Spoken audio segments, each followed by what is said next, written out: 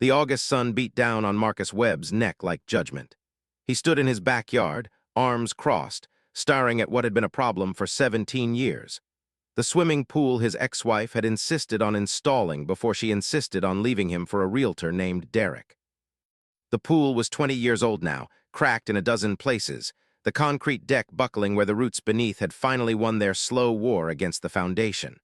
The chlorine system had died a decade ago. The water, when he'd bothered to look, was more swamp than swimming hole, a breeding ground for mosquitoes and regret. It's gotta go, Marcus had told himself every summer for the past 5 years. And every summer he'd delayed it because pools cost 10 grand minimum to remove, and Marcus Webb was a high school history teacher with a mortgage, not a lottery winner. But his daughter Emma had finally pushed him over the edge. She was coming back from her first semester at UC Davis, and when she'd FaceTimed him last week, the disappointment in her voice had been audible. "Dad, is that dead pool still there? It's literally the worst." That was it, that was enough. Marcus had liquidated his emergency fund, the one he'd been building since the divorce, and hired TrueDig excavation services.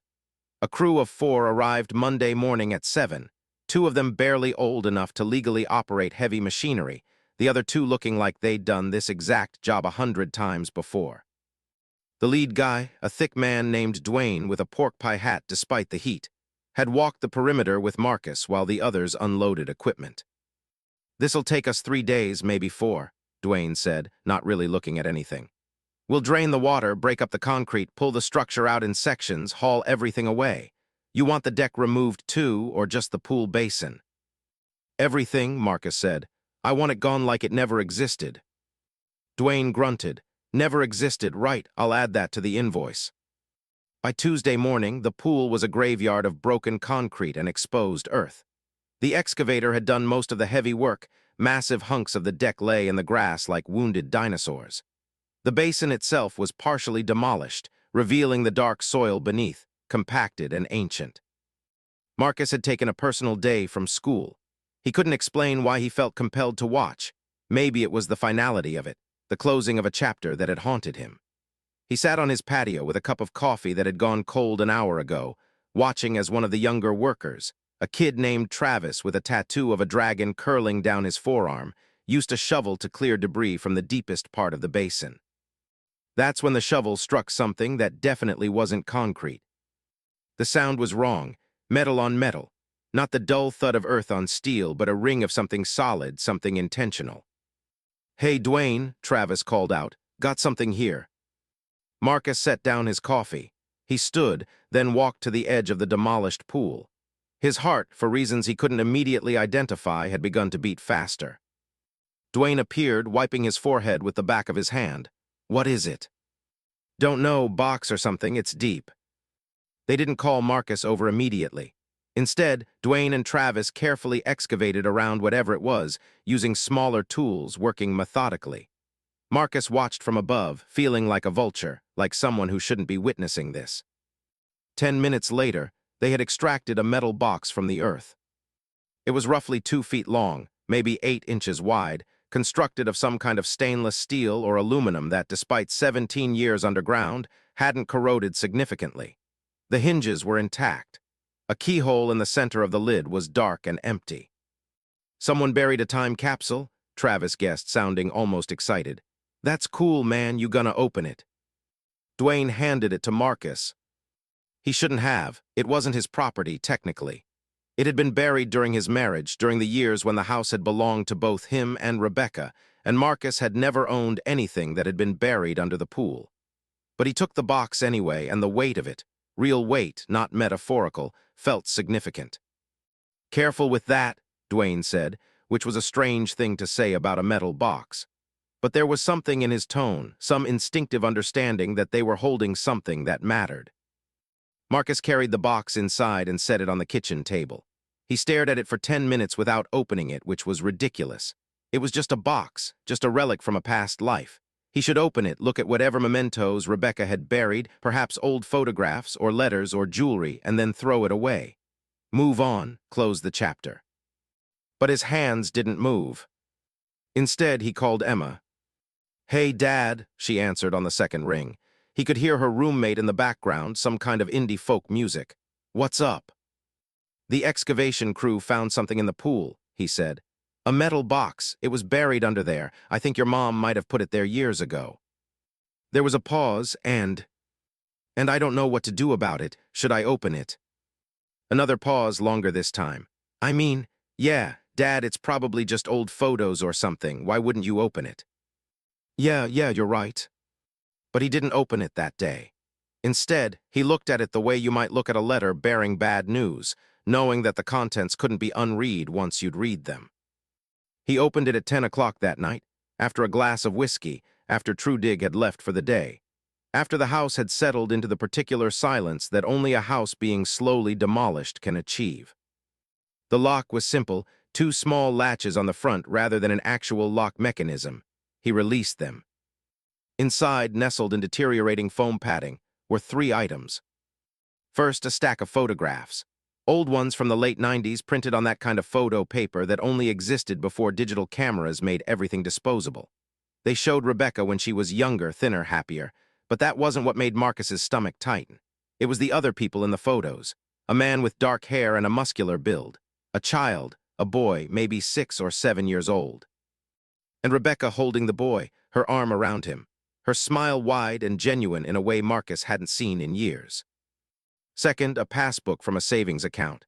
The account had been opened in 1998, closed in 2005.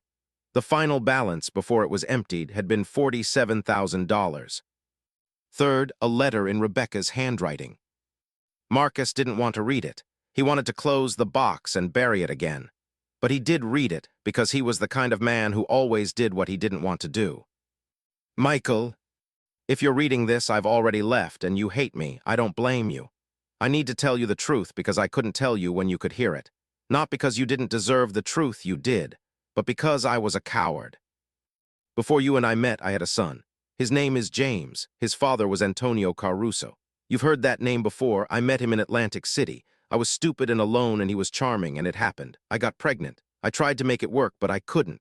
I ran. I came to California. I met you and I was happy, not because I forgot James, but because I let myself pretend I had. The money in the savings account is for him. Antonio has been sending it for 7 years, and I've been saving every penny. I'm taking James and going back east. We're going to start over. I can't be someone I'm not anymore. I can't keep looking at James and knowing I abandoned him, and I can't keep lying to you. You deserve a wife who isn't haunted. You deserve the truth. James deserves his mother, and I deserve to stop being a ghost in my own life. I'm sorry. I'm so sorry. I will never be able to apologize enough for what I've done to you. Rebecca." Marcus sat very still for a long time after finishing the letter. He had married a woman who had a child that she had given up, a child whose father's name was Antonio Caruso, the name Marcus now realized he had heard before in news reports, in conversations about organized crime families in the Northeast. Antonio Caruso had been arrested in 2010 for money laundering and racketeering. He was still in federal prison, had been for 15 years. Rebecca had left him in 2005 with an affair with Derek the realtor, or so Marcus had always believed. But the timeline didn't match. Derek had shown up in Marcus's awareness around 2007, 2008. By then, Rebecca was long gone, living in a new town with her mother, sending him polite but cold emails about the divorce. Marcus had never known about James. He had built a life on a foundation of lies, and the lies had been so complete that he'd never even suspected there was anything there to question. He put the photos back in the box. He carefully refolded the letter. He replaced the passbook. He closed the lid. And then he did what thousands of people do in moments of uncontrollable crisis. He called his best friend, Danny, even though it was midnight and Danny had work in the morning. "If I told you something that could destroy what you understood about your entire life, would you want to know it?" Marcus said, speaking before Danny had even finished saying hello. "Jesus Christ, Marcus, it's midnight." "I know, would you?" Danny was quiet for a moment. "Is someone dead?" "No." "Are you dead?" "No." "Then it can wait until morning, and we'll talk about it over coffee like normal people." But it couldn't wait. Nothing could wait. The box had unsealed something, and Marcus felt like he was slowly descending into a dark well, and the darkness was everywhere, and there was no bottom. He didn't sleep. He sat in his kitchen, the metal box in front of him like a bomb that had already detonated, radiating contamination. He drank the rest of the whiskey. He started a third drink and poured it down the sink. He called information and got a number for Rebecca Hartwell. She'd taken her maiden name back after the divorce in Portsmouth, New Hampshire. He didn't call. What would he say? At 7 in the morning, he texted Danny, "I need you to come over before work." Danny was there by 7:45, still in his postal service uniform, carrying 2 cups of coffee from the 7-Eleven. He stopped in Marcus's kitchen and took in the scene. His oldest friend, unshaven, in yesterday's clothes, surrounded by whiskey bottles and the remnants of something broken. "What happened?" Danny asked. Marcus told him. Everything. Starting with finding the box, moving through the photographs and the letter, ending with the understanding that he had been married to a woman with a secret that had fundamentally altered who she was.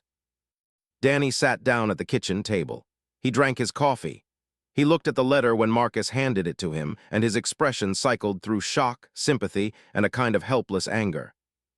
"That's not okay," Danny said finally. "That's not okay at all. 17 years, Marcus, 17 years of lying." "I know. You need to talk to her. You need to get answers."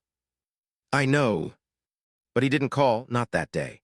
He went to school on Wednesday and taught his AP history class about the civil rights movement with the particular numbness of a man inhabiting his own body remotely. He graded papers. He attended a staff meeting about the new attendance policy. He came home and watched Trudig finish removing the concrete, watched as the final sections of the pool were loaded onto the trucks and hauled away. By Friday, the pool was completely gone. The backyard was a large rectangular scar of dark earth, waiting to be landscaped, waiting to become something new. It was Friday evening when he finally called Rebecca. She answered on the third ring, and her voice, older now, cautious, sent a spike of something through his chest that felt like recognition and betrayal in equal measure. "Marcus." "Hi," he said, and his voice sounded strange in his own ears. "How did you know it was me?" "Caller ID, it's been a long time." 17 years, he said. 17 years since you left. 17 years since you were someone I thought I knew. There was silence. He could hear her breathing. He could hear, somewhere in the background, the sound of traffic or a television. "How did you find out?" she asked quietly. "I had the pool removed. It was in the backyard. You buried it." Another silence, longer this time. "James is 35 now," Rebecca said. "He's a teacher like you. He's married with 2 kids. He has a good life. He's happy." "Good for him," Marcus said, and he meant it, and hating her for everything that had brought him to this moment made him even angrier. "But that doesn't change what you did to me." "No," Rebecca agreed. "It doesn't. I know that, Marcus. I've always known that." "Why did you bury the box?" "Because I was going to tell you," she said. "I was going to sit you down and explain everything. But then I found out you'd seen the letter in my desk, the one I'd written to James. You didn't say anything, but I could tell, and I got scared. If I told you everything, you might fight me on it. You might try to stop me. And I couldn't let that happen, so I put it away. I told myself I was protecting us both, and I just left." "You stole $47,000 that belonged to us both," Marcus said. "That money was never ours," Rebecca replied, and there was something sharp in her voice now, some edge of the woman he'd known. "That money was blood money from a man I should never have got involved with. That money was the only thing that could save James. That money was the only thing that was actually mine." Marcus hung up the phone. He sat in his empty kitchen in his house with the demolished pool, and he felt something shift inside him. Not forgiveness. He wasn't there yet, might never be there. But a kind of understanding that pain was rarely simple, that lies often had reasons, and that knowing the reasons didn't absolve you of responsibility for the lies. He should have called Danny to tell him what happened. He should have gone out for a drink, processed it all, moved on. But instead, he spent Saturday morning calling contractors to get bids on converting the pool area into a garden. He was going to plant something beautiful there, something alive. He was going to stop living in the past. It was Saturday evening, around 6 o'clock, when the police car pulled up to his house. Marcus was in the backyard, taking measurements, when he heard the sound of gravel crunching on his driveway, the professional crackle of a police radio. the sound of a car door opening. He walked around to the front of the house and found himself facing a patrol car, two police officers, and standing between them with her arms crossed and an expression of absolute fury on her face, a woman he hadn't seen in 17 years. "Rebecca." But it wasn't Rebecca who spoke first. "Mr. Webb," one of the officers said, a tall woman with her hand near her holster. "We're responding to a report that you've been harassing Ms. Hartwell. She says you called her yesterday making threats." Marcus felt like the ground had shifted beneath him. "What? No, I called her. We had a conversation and then I hung up. I didn't make any threats." "He told me he was going to destroy me," Rebecca said, and her voice was perfectly controlled, perfectly measured. She looked directly at Marcus, and he saw something in her eyes that he'd never seen before, pure, calculated vengeance. "He said he was going to ruin my life like I ruined his. Those were his exact words. I have a recording." The officers looked at Marcus with that particular expression that police wear when a situation is about to become very unpleasant very quickly. "Do you want to tell us what this is about?" the female officer asked. And Marcus understood with the kind of clarity that only comes in moments of profound crisis that he had been played. He had given Rebecca exactly what she needed, a motive, a reason, evidence of harassment. He had given her the excuse to weaponize the truth against him. "I want to talk to a lawyer," Marcus said. And that was when everything that had been stable in his life finally collapsed. The interview room at the Millbrook Police Department smelled like stale coffee and fluorescent lighting. Marcus sat across from Detective Sarah Chen, his court-appointed attorney, James Whitmore, beside him in a suit that cost probably 3 months of Marcus's salary. Whitmore had a reputation for winning, which meant he charged accordingly, and Marcus was already calculating how long it would take to pay for this particular moment of his life. "Let me understand this correctly," Detective Chen said, her pen poised over a yellow legal pad.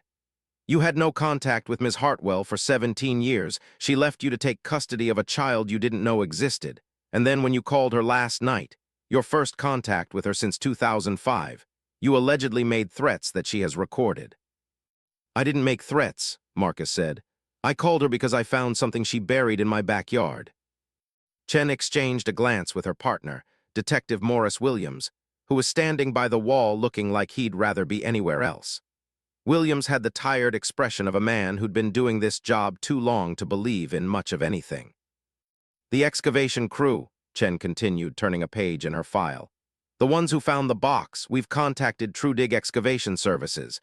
Dwayne Harris says the box was intact when he handed it to you, that there was no sign of any disturbance prior to that. He said you seemed upset when you opened it and that you didn't show it to him or the crew." "Of course I didn't show it to them. It was addressed to me. It was my property. I found it on my property." "Technically, at the time the box was buried, this property was owned jointly by you and Ms. Hartwell," Chen said. "That complicates ownership."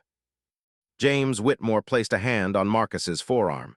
It was a signal to stop talking, which Marcus appreciated because his instinct was to keep explaining, to keep trying to make them understand that he hadn't done anything wrong. But that was exactly what people who didn't understand how police investigations worked did. They talked themselves into conviction. "My client would like to know what specific threats he allegedly made," Whitmore said. Chen produced a phone, hit play, and Marcus heard his own voice, recorded and tinny, filling the small room. "You stole $47,000 that belonged to us both." Rebecca's voice. "That money was never ours. That money was blood money from a man I should never have gotten involved with." His voice. "You are going to pay for this." There was a pause in the recording. Wind sounds, traffic. Then Rebecca's voice, quieter. "Marcus, you're scaring me." And his voice. "Good, you should be scared, you should be terrified, you ruined my life." Then the recording cut out. Marcus's stomach dropped. He didn't remember saying those things. Or rather, he did remember saying them, but not in the context of threats. He remembered his voice breaking with pain, not anger. He remembered being devastated, not dangerous. "I didn't threaten her," he said, and he could hear his voice getting higher, more defensive. "I was upset. I said things I regretted, but they weren't threats." "Mr. Webb," Detective Williams said from his position by the wall, his voice surprisingly soft. "You told her she should be scared. You told her she should be terrified. You said she ruined your life. That can be interpreted as threatening language, especially when a woman alone gets a call from an ex-spouse she hasn't heard from in nearly 2 decades. I didn't call her to threaten her. I called her to understand why she lied to me for the entire length of our marriage.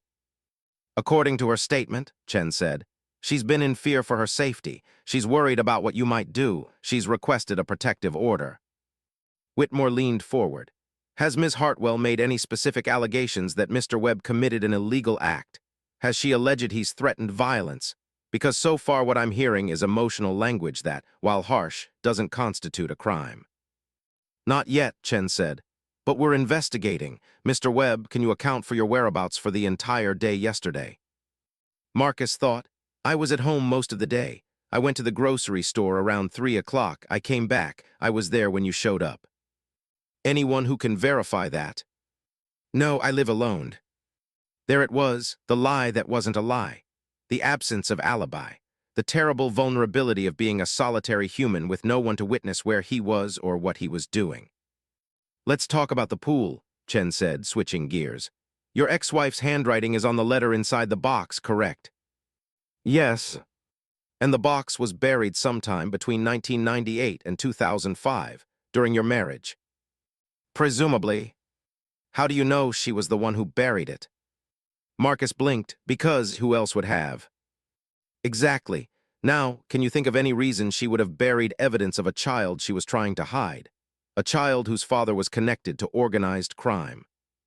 Whitmore held up his hand. Detective, are you suggesting my client had anything to do with concealing the identity of a minor? I'm not suggesting anything, Chen said smoothly. I'm asking questions. Mr. Webb, when you discovered this box, did you think to ask your ex-wife about it before opening it? No, I thought it was a time capsule. I thought it was nothing important. But it turned out to be quite important. Important enough to make you angry. Important enough to call her up and tell her she ruined your life. There's nothing illegal about being angry, Whitmore said. No, Chen agreed. But there is something potentially illegal about making a protected person feel threatened, which is what Ms. Hartwell alleges.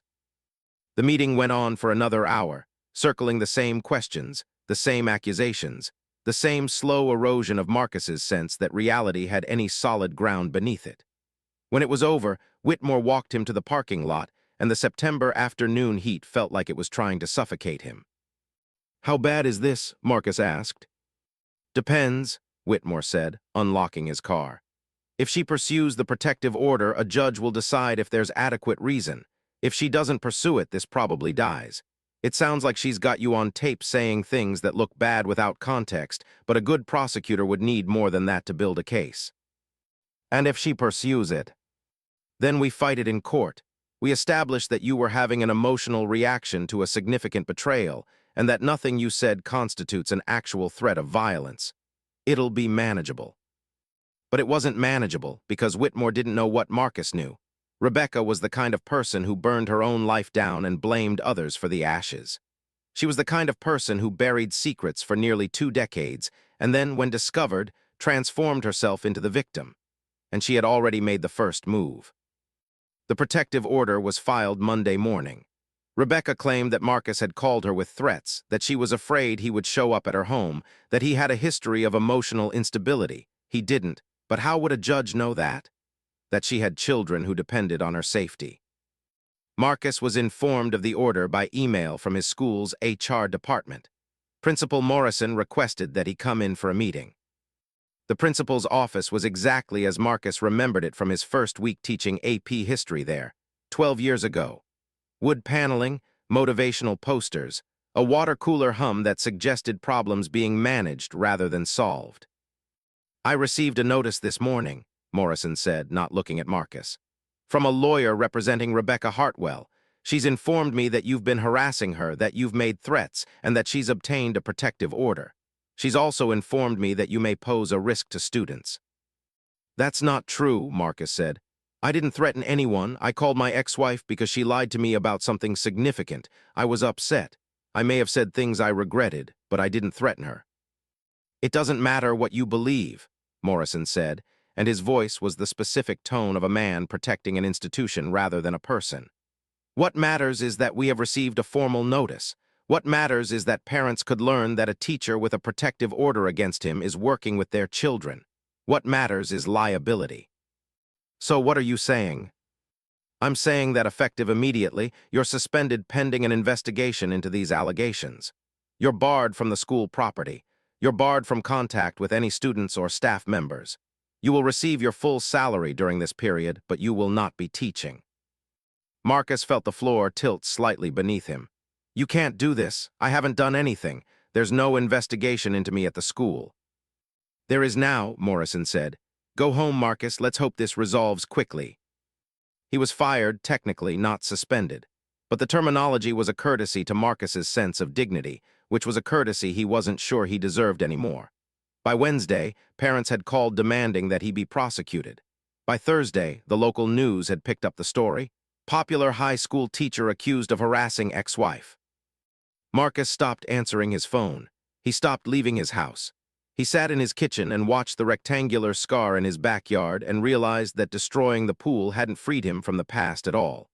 The past had simply buried itself deeper, waiting for the right moment to erupt. It was Danny who finally forced him into the outside world on Friday evening, showing up at his house with beer, and the kind of friendship that involved showing up whether the person wanted you to or not. You're having a mental break, Danny said, not unkindly. I recognize it because my brother had one in 2014, and he looked exactly like you look right now. I'm fine, Marcus said, which was objectively false. You're not, you're catastrophizing. The newspapers are sensationalizing a story. The school is protecting itself. None of this means you did something wrong. Rebecca has me on tape saying I was going to destroy her. You didn't say that. You said she ruined your life, which is your opinion, which you're entitled to. Wanting your ex-wife to understand the pain she caused you is not the same as threatening her. Danny stayed until midnight, drinking beer and talking about normal things. Baseball, his daughter's scholarship applications, the new Thai place that opened downtown. And Marcus appreciated it, even as he recognized that Danny was engaged in a kind of damage control, trying to rebuild the reality that Rebecca had deconstructed. But reality, once deconstructed, was difficult to reassemble. It was around 1 in the morning after Danny had left that Marcus received a call from an unknown number. He almost didn't answer, but something made him. Mr. Webb, a woman's voice, older, careful. This is Patricia Hartwell, Rebecca's mother. Hi, Marcus said, because what else do you say when the past is calling you at 1 in the morning? I'm calling because I think Rebecca has made a mistake, and because I think you should know something, Patricia said. I'm James's biological mother too, but that's not what I'm calling about. I'm calling because I know my daughter, and I know that she has a particular way of remaking the narrative so that she's always the innocent party. I wanted to tell you that what she's done to you, what she's doing to you, she did to Antonio too. Marcus sat up straight in bed. What do you mean? When she was pregnant with James, Antonio wanted to be involved, but she told him she'd take the baby and disappear if he tried. She threatened to tell the authorities he forced himself on her, which he didn't, but she had documentation, medical records, witnesses that could have destroyed him. So he gave her money, he gave her custody, and he let her go. And when he tried to contact her after James was born, she cut off all communication. She made herself the victim of his crimes, not his partner. Why are you telling me this? Because, Patricia said carefully, I love my daughter, but I know who she is. And I think you deserve to know that you're not the first person she's weaponized. And I think you deserve to know that there are ways to fight this. After Patricia hung up, Marcus lay in the darkness, and for the first time since finding the box, he felt something other than despair. He felt anger, pure and directed, and he felt the first stirring of a plan. Marcus hired a private investigator named Judith Moore, who came recommended by Whitmore and specialized in cases involving fraud and false allegations. She was a woman in her 60s, compact and efficient, and when she looked at the evidence Marcus presented, her expression didn't change. This is doable, Judith said. Not easy, but doable. You've got a recording where you said some harsh things. She's weaponized that recording by providing a selective edit. What she didn't anticipate is that you probably have a phone record that shows when the call was made, how long it lasted, and what your emotional state was based on the natural progression of the conversation. If she's edited the recording, we can probably prove that. How? By subpoenaing the original phone records from your provider. By having an audio expert analyze the gaps. By establishing that the recording she provided has been doctored, which would be perjury, which would undermine her credibility entirely. And then we see what else she's lying about. Judith worked quickly and methodically.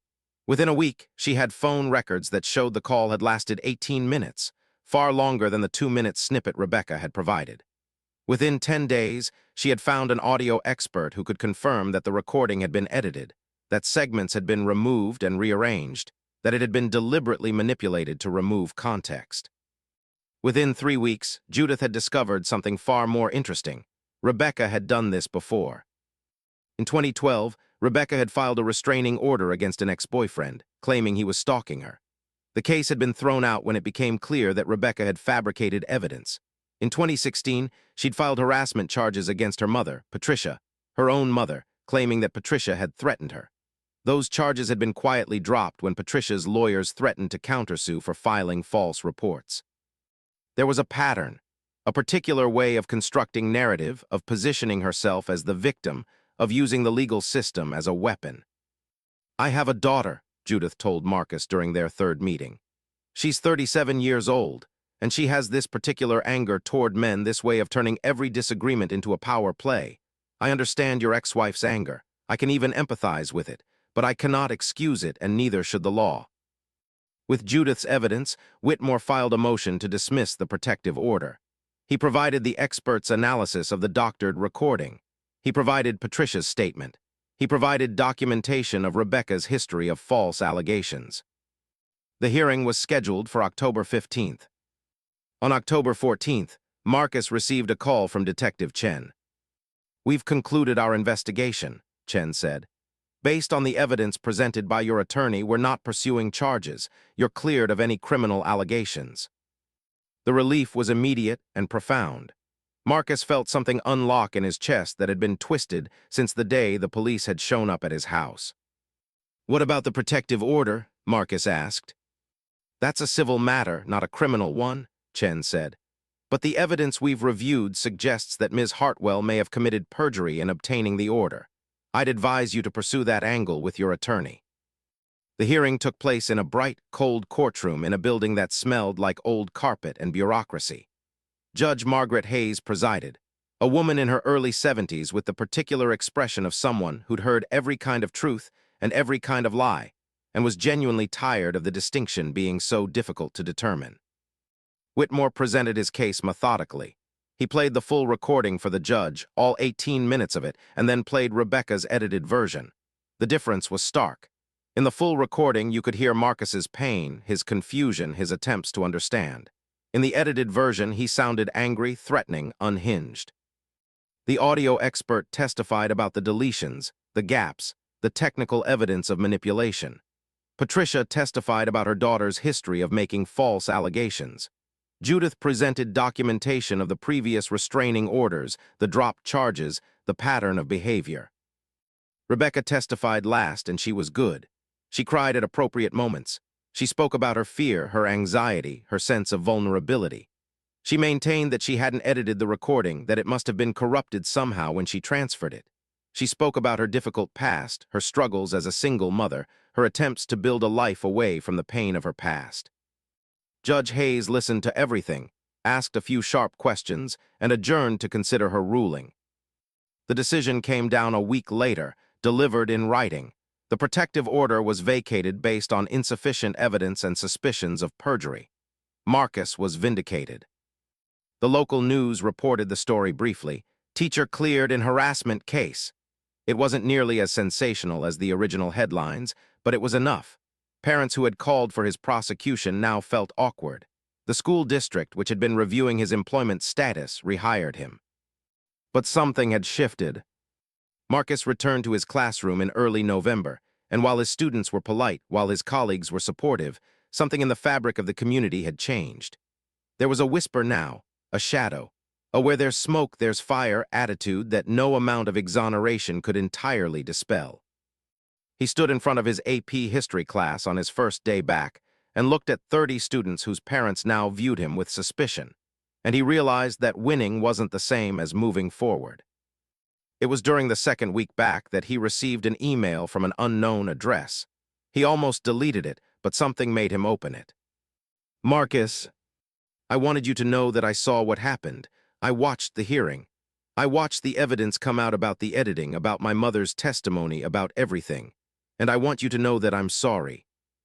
I don't have an excuse. I was angry.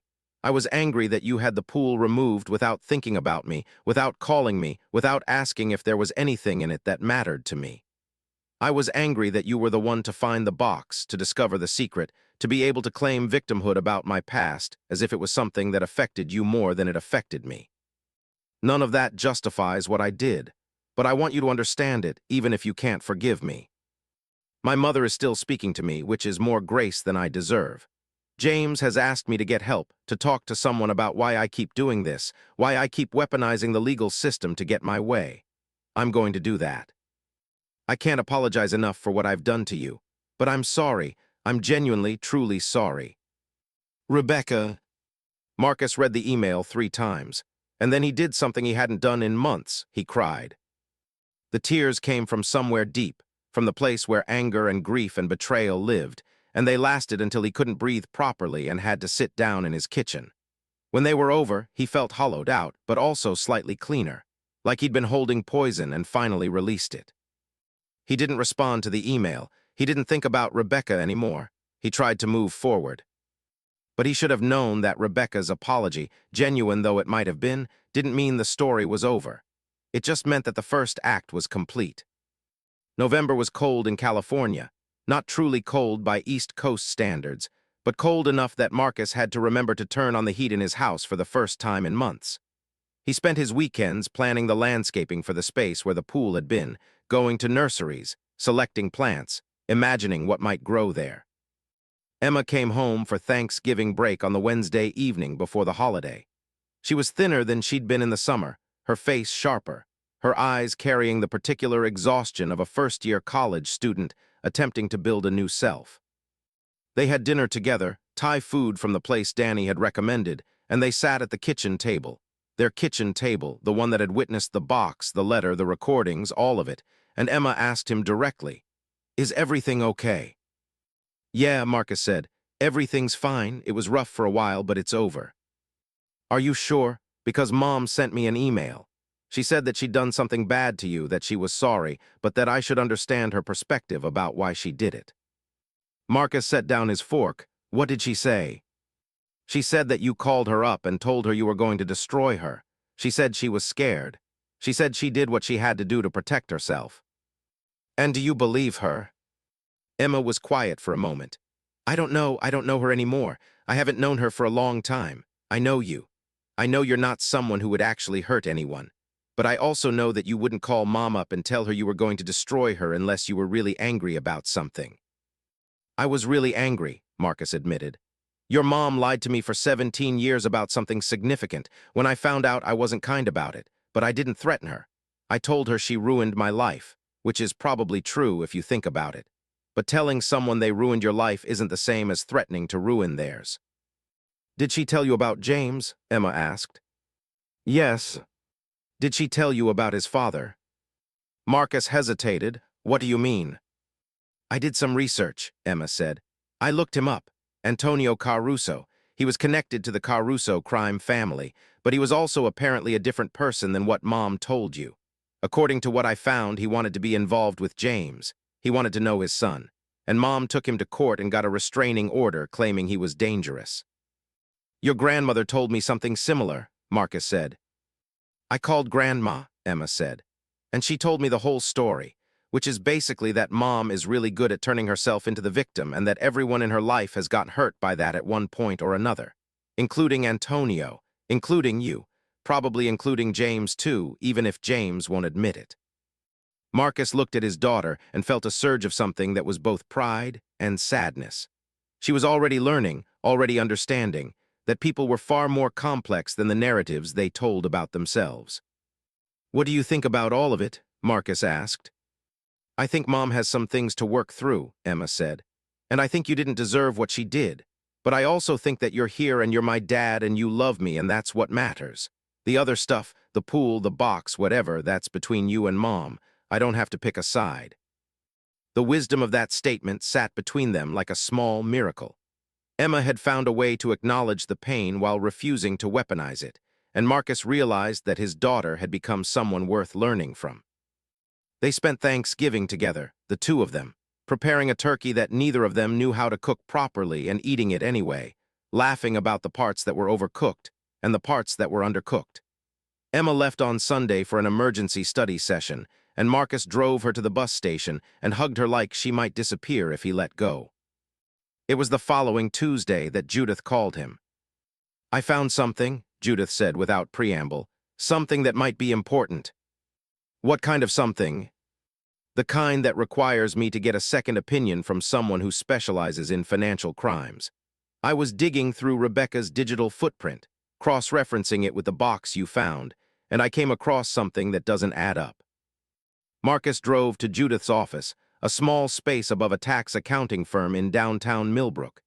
Judith had photographs spread across her desk, bank statements, digital records, email exchanges. "The money," Judith said. "The $47,000 that Rebecca said was sent by Antonio. I traced the deposits. They came from a bank account in Delaware. The account was opened by a company called Sterling Properties, LLC. The company was registered by a lawyer in Wilmington, Delaware. And the lawyer, when I dug deeper, was hired by someone else. Someone who made deposits to the account for approximately 7 years between 1998 and 2005. "Who?" Marcus asked. "That's where it gets interesting," Judith said. "The deposits stopped in 2005, right when Rebecca said she was leaving with James, and they stopped because the person making the deposits died." Judith handed Marcus a photograph. It was a newspaper clipping from Delaware dated March 2005.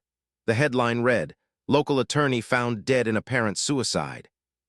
The article was accompanied by a photograph of a man in his 50s, bald, with the kind of face that suggested he'd seen too much and believed in too little. "That's David Hartwell," Judith said. "Rebecca's uncle, her mother's brother. He died in 2005 and the deposits stopped and Rebecca got James and she left." "Wait," Marcus said. "The money wasn't from Antonio." "I think the money was from David," Judith said. "I think David was helping his sister Patricia with whatever situation Rebecca was in. But Rebecca told you it was from Antonio, and she may have told a lot of other people the same thing, including possibly people connected to Antonio." The implication hung in the air between them. "Are you suggesting that Rebecca fabricated a connection to the Caruso family?" Marcus asked slowly. "That she lied about the origin of the money?" "I'm suggesting it's possible," Judith said. "And if that's true, then her entire narrative about needing to escape, about needing to protect her son, might be fabricated. And the money might actually have been part of something else entirely." "Something else like what?" "That's what we need to find out," Judith said. "I've got a friend who's a forensic accountant. He's going to look deeper, trace the money back further. But Marcus, if this is what I think it is, you might have been sleeping next to someone engaged in something far more complicated than infidelity and emotional abuse." The drive home was surreal. Marcus played the scenario over and over in his mind. Rebecca telling him she was leaving for her son, taking the money, establishing a new life. But what if that wasn't the real story? What if she had actually been complicit in something that required her to take the money and disappear? He parked in his driveway and sat in the car for 20 minutes, engine off, hands on the steering wheel, trying to decide whether knowing more or knowing less would be better. He chose to know more. The call from Judith came on Friday. "The accountant found something. Are you sitting down?" "I can be," Marcus said. "The money wasn't David's," Judith said. "The money came from a trust that was set up in 1995. The trust had multiple beneficiaries, but the primary beneficiary for the period 1998 to 2005 was listed as Rebecca Hartwell, in care of Patricia Hartwell. David Hartwell was the trustee. When he died, the trust was closed, and the remaining funds went to Patricia." "But who set up the trust?" "That's the interesting part," Judith said. "The trust was set up by someone named Vincent Caruso, Antonio's father, the patriarch of the Caruso family." Marcus felt the world tilt. Why would Vincent Caruso set up a trust for Rebecca? "That's the question," Judith said. "And I'm going to be honest with you, I don't know the answer, but I've got an idea. The trust was set up in 1995. Rebecca was already pregnant by then. What if the trust wasn't just support for the mother and child? What if it was payment? Payment for what? That's what I don't know, Judith said.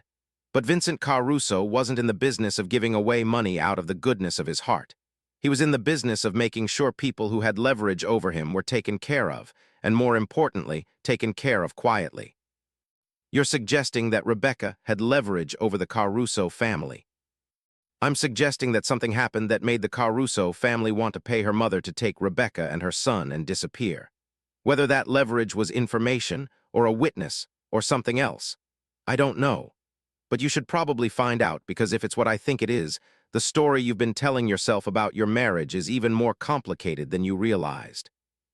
That night, Marcus made a decision. He called Rebecca's mother, Patricia. Patricia answered on the second ring, and when she heard who it was, there was a long pause. I'm not sure I can help you, Patricia said finally. I know something happened, Marcus said. Something that involved money from the Caruso family, something that made you take Rebecca and James and leave. I want to know what it was. That's not my story to tell, Patricia said. It affected my life for 17 years, Marcus said. I think I deserve to know. Patricia was quiet for a very long time. Not over the phone, she said finally. If you want answers, you need to come here to New Hampshire. We need to talk in person. Marcus took a leave from school, telling Morrison only that it was a personal matter and was approved under his union contract. He booked a flight to Boston and rented a car, driving 3 hours north through the landscape that became steadily more autumn-struck, more real somehow, as he moved away from California. Patricia lived in a cottage outside Portsmouth, a small house painted pale blue, surrounded by a garden that had mostly died back for winter. Marcus parked in her driveway and sat in the car for 5 minutes, gathering the courage to walk to her door. Patricia answered before he could knock. She was older than he remembered from the hearing, her hair completely gray, her face marked by the kind of weariness that came from carrying secrets. I wasn't sure you'd actually come, Patricia said, stepping aside to let him in. The interior of the house was smaller than the exterior suggested, filled with photographs and books, the kind of space that existed for one person who preferred the company of memory to the company of others. Patricia made tea without asking if he wanted it, and they sat at her kitchen table, which was roughly the same size as Marcus's, and Patricia began to talk. When Rebecca was 22, she got involved with someone, Patricia said. Antonio Caruso. He was charming and dangerous in that way that young women sometimes find irresistible. She got pregnant. When Antonio found out, he wanted to marry her. He was actually decent about it, considering who he was. But Rebecca didn't want to marry him, Marcus said. No, she was terrified of him, not because of what he'd done to her, but because of what he was. She was terrified of bringing a child into that world. So she told him she was leaving, and she meant it. She meant to raise James alone.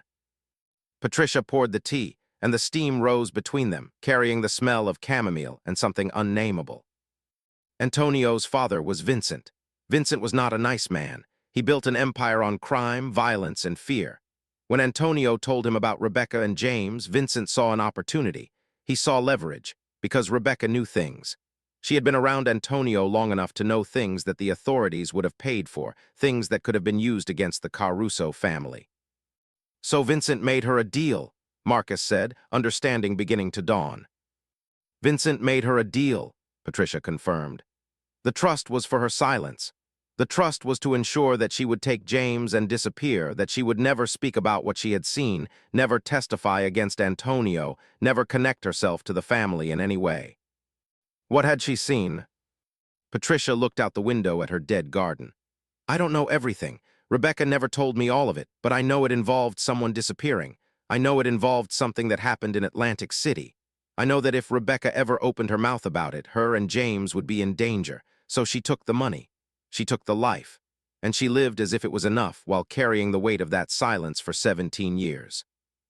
Marcus felt something shift in his understanding. He had been angry at Rebecca for lying to him. But now he understood that her lies had been protective of him, protective of their marriage, protective of the secrecy that was keeping James alive. Why are you telling me this now? Marcus asked.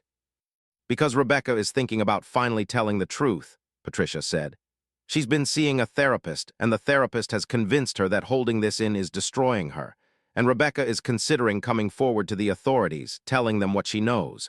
And if she does that, everything is going to change. For her, for James, for you, for everyone. What would happen if she came forward? The Caruso family would find out. The Caruso family might take action to ensure her silence. She might be in danger. James might be in danger. And you would have been married to someone connected to organized crime, even if you didn't know it. Patricia reached across the table and took Marcus's hand. Rebecca was selfish in many ways. She lied to you. She hurt you. She did terrible things, but she was also a young woman trying to protect her son from the worst the world had to offer. I'm telling you this because I want you to understand that her actions weren't just about betraying you. They were about survival. Marcus sat with this for a long time. What do you think I should do? I think you should talk to Rebecca yourself, Patricia said, before she does anything that can't be undone. He called Rebecca that evening from his hotel room in Portsmouth. She answered on the first ring, like she'd been waiting for the call. I talked to your mother, Marcus said. There was a long silence. Did she tell you? She told me some of it. She told me about the money, about where it came from, about why you left. Marcus, I'm not calling to be angry, Marcus said. I'm calling because I think I deserve to hear the whole story from you, not your mother, you. They met the next morning at a coffee shop halfway between Portsmouth and Boston. Rebecca looked smaller than Marcus remembered, less imposing somehow, as if the act of unburdening herself had made her physically lighter. She told him everything, about Antonio, about Vincent, about the woman who had disappeared, a girlfriend of another Caruso family member who had threatened to go to the authorities about a sexual assault. Rebecca had witnessed the planning of something terrible, though she had not witnessed the act itself. She had fled with James before she could be asked to participate or, worse, to be silenced. The money had been hush money. The trust had been an insurance policy, and the 17 years of silence had been the price of survival. I was going to tell you, Rebecca said, and her voice was broken. On our wedding night, I was going to tell you everything, but then I saw how happy you were, how hopeful, and I couldn't do it. I couldn't burden you with my terrible choices, so I buried it. I buried it under a pool and I tried to be happy, and I was happy for a while, but the secret was always there, eating at me, turning me into someone I hated. So you left, Marcus said. I left because I couldn't be that person anymore. I couldn't pretend that my past didn't exist, and I couldn't ask you to live with the consequences of it. Marcus sat across from her and felt, for the first time, a kind of genuine compassion. Rebecca had been a girl running from terrible men. She had become a woman running from terrible secrets. And when those secrets caught up with her, she had transformed them into weapons, because that was the only way she knew how to survive. Are you going to go to the authorities? Marcus asked. I'm thinking about it, Rebecca said. The woman who disappeared, her name was Sophie. She had a mother. The mother died not knowing what happened to her daughter. There's an injustice there that I can't ignore anymore. If I come forward, I might be able to give closure to people who deserve it. I might be able to help put away people who hurt other women. You might also be in danger. I might be, Rebecca agreed. But I've lived in danger for 17 years. I've lived in the danger of my own secrets. I'm not sure that's better than living in actual danger. They sat together for another hour, and Marcus told her about the pool, about the excavation, about finding the box. Rebecca cried when she heard that he'd read her letter, that he'd understood, at least on some level, why she'd left. I'm sorry, Rebecca said. I'm sorry for all of it. I know, Marcus said. I forgive you. It was true, and he was surprised to find it was true. Forgiveness wasn't about excusing her actions. It was about understanding them in context and choosing to release the anger that had been poisoning him. They parted as amicable exes rather than enemies, and Marcus drove back to California understanding that his marriage, which he had thought was a lie, had actually been a kind of mercy. Rebecca had given him 17 years of peace, purchased at great cost to herself. It happened on a Thursday afternoon in a federal courthouse in Manhattan. Rebecca walked out with her lawyer, her face set in grim determination, and she gave a brief statement to the media. I have come forward with information regarding a crime committed in 1997, she said. I have given testimony that I believe will help bring justice to a family who has been waiting for answers for 27 years. The media exploded. Within hours, the story had spread. A woman with connections to the Caruso family had testified against them. Federal prosecutors were opening a new investigation. Names were being mentioned, including Vincent Caruso's name, and although Vincent had died in 2015, his legacy and his crimes were being exposed. And Marcus's name started appearing in articles. Ex-wife of California teacher exposes Caruso family secrets. Teacher claims innocence in domestic dispute with witness. The school district, which had rehired him after his exoneration, became nervous again. There were phone calls, meetings, conversations about whether his continued employment was appropriate. In the end, they decided that it was. He was a victim of circumstances, not a perpetrator, but the damage to his reputation was significant. Emma called him from school. "Dad, did you know about any of this?" "No," Marcus said truthfully, "but I should have known something. I should have understood that the person I married was hiding something significant. I chose not to ask too many questions because I didn't want to know." "Are you okay?" "I will be," Marcus said. What he didn't tell Emma was that he was already planning to leave Millbrook. The town that had embraced him as a teacher had also been willing to believe the worst of him when given the opportunity. He didn't want to spend the rest of his life as the man who'd been accused of threatening his ex-wife, whose ex-wife turned out to be connected to organized crime. He wanted to start over. In January, Marcus put his house on the market. He accepted a job at a private school in Oregon, a place where nobody knew his history, where he could be simply a man who taught history and tended to a garden. 2 weeks before the move, he received a letter from Rebecca. It had been sent from a secure address, which suggested she was in some form of protective custody or relocation program. "Marcus, I wanted to write to you before you left Millbrook, before you moved forward with your life away from all of this. I wanted to thank you for your forgiveness, which I neither deserved nor expected. You asked me once why I buried the box under the pool. The truth is, I was planning to tell you everything. I wrote that letter intending to be honest. But then I realized that telling you would be a burden, that you would feel obligated to help me, that you would be complicit in my secret. So I buried it instead, I hid it, and I told myself that one day, when I was braver, I would dig it up and tell you everything. That day never came. Instead, you dug it up for me, and maybe that was the only way I could ever be brave. The authorities have taken my testimony. The investigation is moving forward. I don't know what will happen to me, whether I'll need to stay in protection, whether my life will go back to normal, whether such a thing is even possible. But I know that I've done the right thing, and that matters. You taught history for 17 years. I hope you know that you made a difference to your students. I hope you know that the person you were when I married you was good and kind, and the person you became when you understood what I had done was even better, stronger, more resilient, more willing to see complexity in human beings. Thank you for that. Thank you for being the kind of man who could understand, even when understanding was hard. Rebecca. Marcus read the letter 3 times and then carefully folded it and placed it in a box. He wasn't sure what he would do with it, whether he would keep it or someday burn it, but for now, he would keep it. The new house in Oregon was smaller, with a large yard and a view of mountains in the distance. Marcus spent his first weekends planting gardens, filling the space with flowers and vegetables, building something beautiful from empty soil. His students at the new school were engaged and curious, and when they asked about his previous job, he gave them a simple answer. He'd wanted a change. No one asked for more details. Emma visited in April during her spring break, and she walked through the garden her father had planted, and she smiled in a way that suggested she understood that this was what healing looked like. Not forgetting the past, but planting something new around it. "Are you happy?" Emma asked. "I'm getting there," Marcus said. "I'm learning that the person I thought I married was more complicated than I understood, and I'm learning that that's not a failure on my part. That's just life. Other people always contain multitudes, and sometimes those multitudes include things that surprise us." "What about Mom?" "I hope she's happy," Marcus said. "I hope she's safe. I hope that telling the truth gives her the peace that keeping silent couldn't." In May, a federal grand jury indicted 3 members of the Caruso family organization for their roles in the disappearance of Sophie Giacomo in 1997. Her remains were found in a buried location, and her family finally had the closure they had been waiting for 27 years. Rebecca's testimony had been crucial.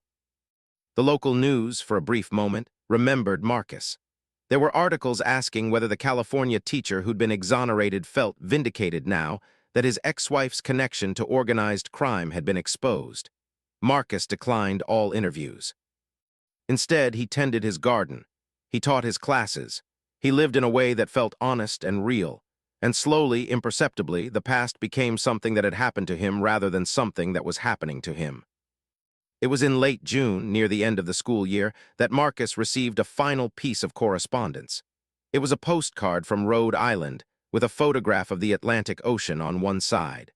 The back of the card contained a single line in Rebecca's handwriting. "The water is beautiful here. I'm finally learning to swim." Marcus placed the postcard on his bookshelf, next to the photograph of Emma, and he smiled. Because sometimes, the most important thing two people who have damaged each other can do is find their way forward separately, and in doing so, finally become free.